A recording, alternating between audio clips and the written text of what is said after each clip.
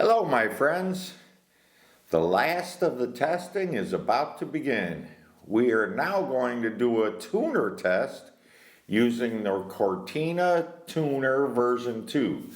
For those of you who are on the fence about tuners, maybe this will help you decide. We will go over the technicalities of what a tuner is and how it works.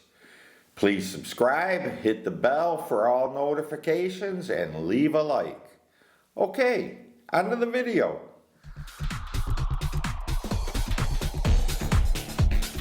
Let's see how good I can explain this to you. What a tuner does, obviously it goes on to the end of your barrel. There's your barrel. And it adjusts inwards or outwards, ever so slightly. And think of this as a sine wave. Okay, because when you fire your rifle, it creates vibrations extremely fast. They're so tight together, you can't see them. You can't see your barrel vibrating or whatever. And your barrel does actually, believe it or not, flex ever so slightly too. But this is all something you can't see with the eye. So it creates this vibration. Okay, and what a tuner does is if your bullet comes out of the end of the barrel, say at this point, or this point, or this point, or this point, it's not in sync with the harmonics of the vibrations. So it could push up or down or left or right ever so slightly.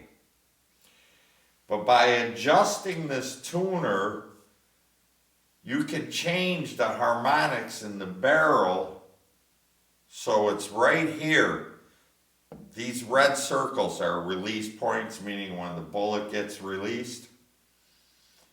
So your bullet will release at these synchronized points when we're right in the middle of that sine wave. And it will make a difference. Believe me. A couple of years ago, when I was shooting my .284 Winchester, I had the barrel threaded for a tuner and put a tuner on it. And I never used it. Never used it. I just tuned that rifle with a powder load, a seating depth, and a primer depth. And I was okay. I thought I couldn't get any better. Then last year, or the year before, when I started shooting 6mm, I had a tuner on that, and I just left it at 0. And then one day I thought, what the hell? I got too much time on my hands. Let's see what this tuner really does. And I'm so glad I did, because it did make a difference. Very small difference. It's not going to take a bullet that's a ½ inch off target and put it in the center. No. But it will if you gain 1/20th or 1/10th of an inch or something. You've got an advantage. So you've gained an advantage no matter how small it is. This is what my whole series is about.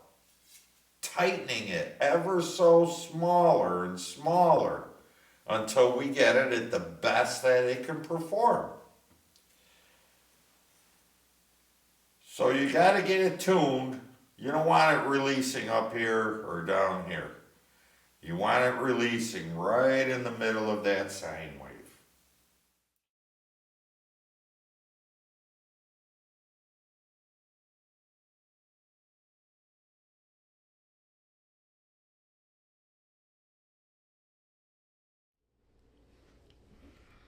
All right, well, here's a picture of the paper target that was on the shot marker. I'm really sorry what happened. I don't know what happened. If I forgot to hit the record button, the range was crowded, there were people shooting all around, blah, blah, blah. I have no excuse, but this here obviously is our blow-offs. And these are the tuner settings. So at 5, at 10, at 15, at 20, 25, 30, 35, and so on. This here 1.6 I really like, but you can see by the evidence what a tuner does. This could have been a little my fault, but you can see them opening up here. Then you can see them starting to come together here. Then they come together here. And here they come together real nicely. Then they start opening up again. And then they start opening up even more.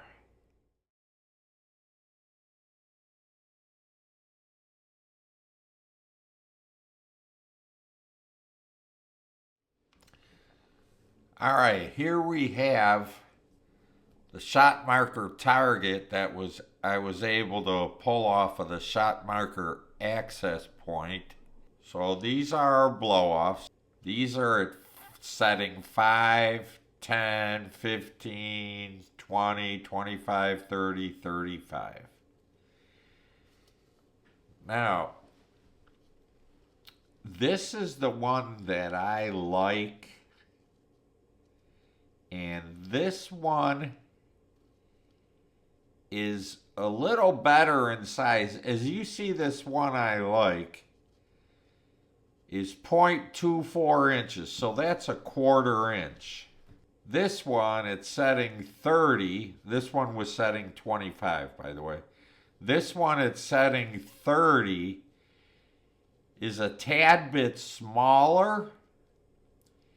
But look at our SD and our ES here, which I usually don't pay attention to. But on this one, I think I'm going to pay attention to it.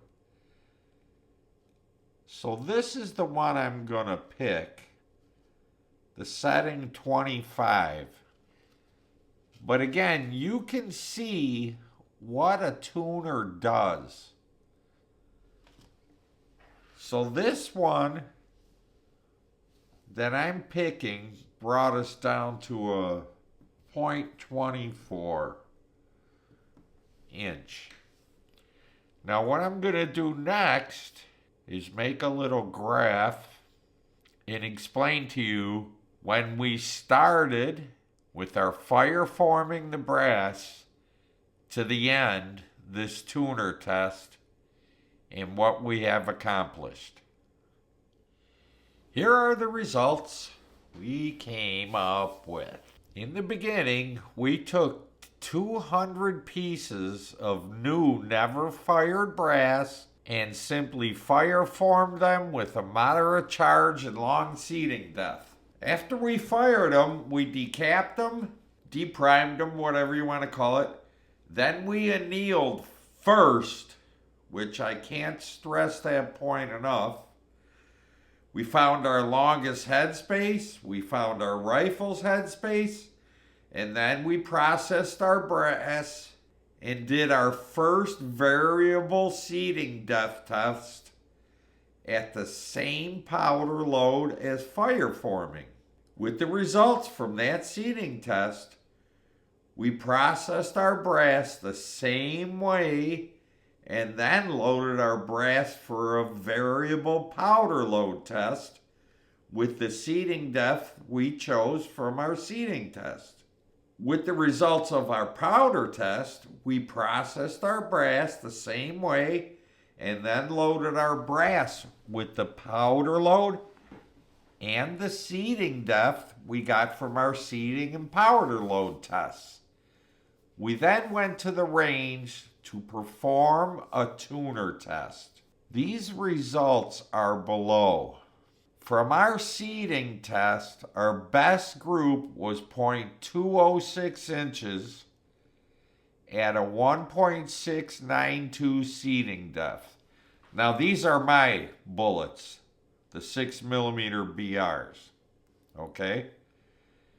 Then we did a powder test at that seeding depth, 1.692 inches, and the best group we got was 0.19 inches with 28.8 grains of Varget.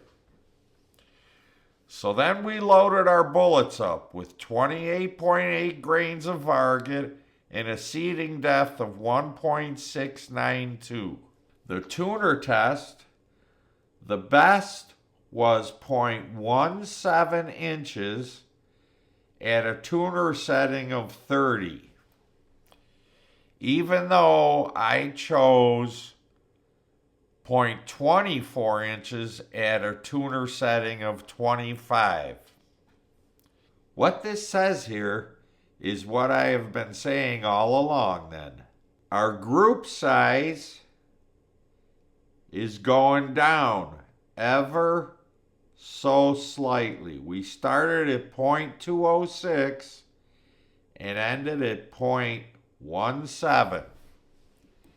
Now that is a minor change, but it only took us 3 tests to get there and save ourselves 0.036 inches.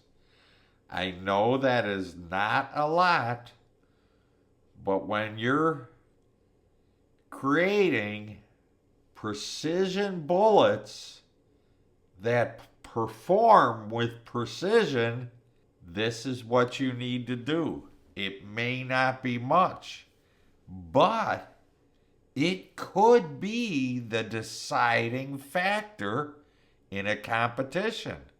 And many, many, many times it has become the deciding factor.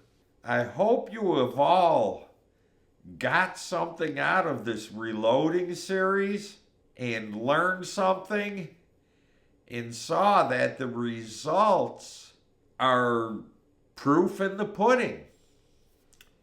It's all right here. So if you got something out of this, please subscribe and hit the notification for all notifications, the bell. Please leave a like. I would really appreciate it. And please spread the news. Tell people. Now our future videos will be about equipment, how to use it, all kinds of things. I will keep spitting these videos out there.